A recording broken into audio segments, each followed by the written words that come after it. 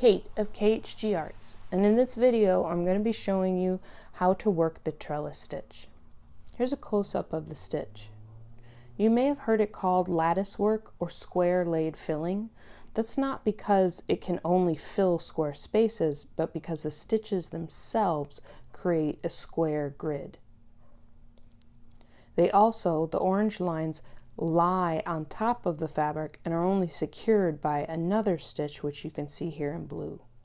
It's always going to be made up of these vertical and horizontal lines that form a grid. Then at each intersection point, one of these little tacking stitches secures it in place.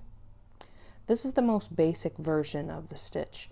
There are others in which another stitch can be used to embellish it by working within the squares. Here are a few examples. This is the most basic version used as fill in the city pattern for the stoplight. In my Into the Woods pattern, another basic variation. And then here you can see I've filled each square with a little French knot. In my alphabet sampler, I've used detached chain stitches as fill within the X and added the outline later. The trellis stitch may look elaborate, but it's actually made up of some fairly simple maneuvers. Here I've come up in the center of my shape. That will make it easier for me to keep my lines straight.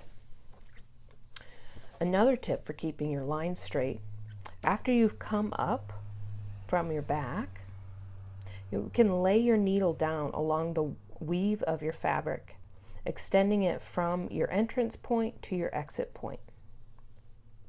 There we go. So that's our first line. Now I want to come up on the same side of the fabric I've just exited on. And again, I keep turning this so I can just see it horizontal. Helps me a bit. Extend my needle to the point opposite where I've just entered, and that will be my exit point. We want to continue to do this until our shape is filled all the way towards this edge.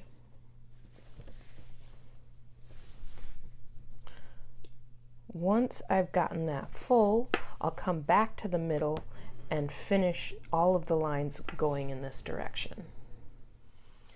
I have all my vertical lines in now, so now I'm going to come in the middle going the opposite way and put in all my horizontal lines. Again, I come up at the center edge, hold my needle out to gauge where my exit point should be opposite where I've just entered.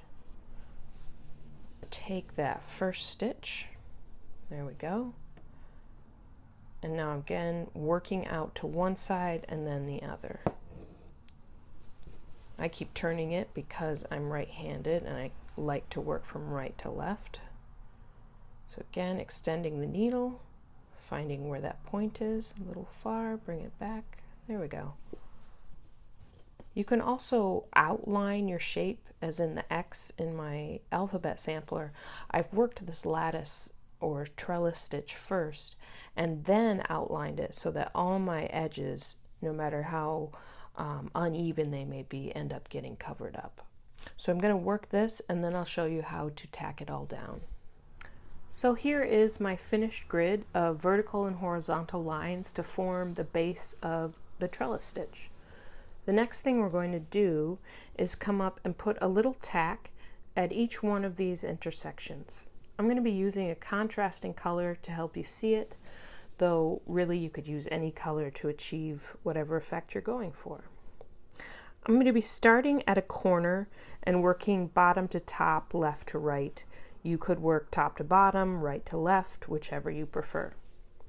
I'm coming up right at the crux of this intersection on the bottom left side. Pull the thread through, and now I'm going to be exiting exactly opposite that on the same intersection, right in the crux. Pull the thread through and pull snug so that it forms this little seed stitch looking tack. I'm moving on to the next one, being sure that I'm starting in the same place so that all my diagonals go in the same direction. Pull the thread through, again, exiting exactly opposite that, pull it snug, and there you have your second tack.